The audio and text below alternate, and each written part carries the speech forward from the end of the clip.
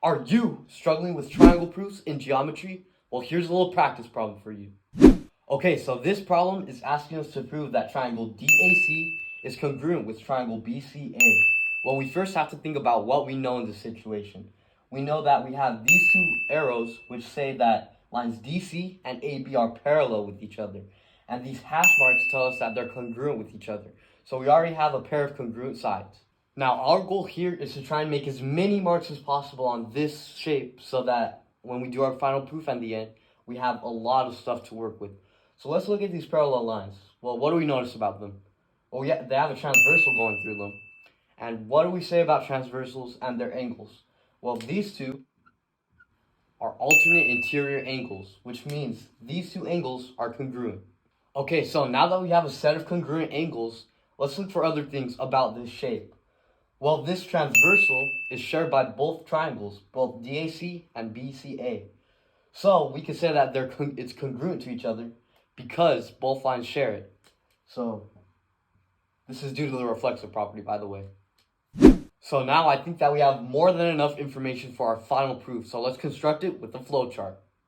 Okay, so if I remember right, then the original information that was given to us was that both lines CD and BA were both congruent and parallel.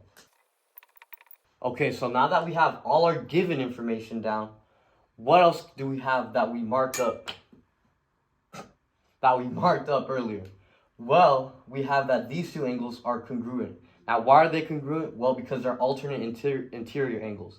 So the reason they're congruent is because these two are parallel. So we have to write this down underneath this little circle.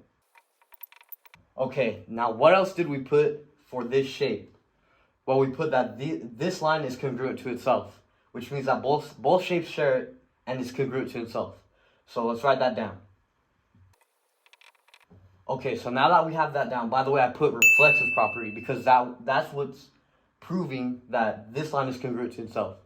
Okay, so now that we have all our information written down, we could put our final proof that these two triangles are congruent.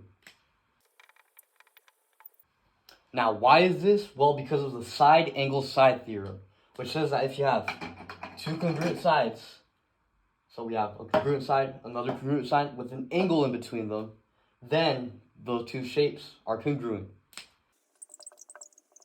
Here is another practice problem for you to try on your own. I will have an explanation for it in the caption. God bless.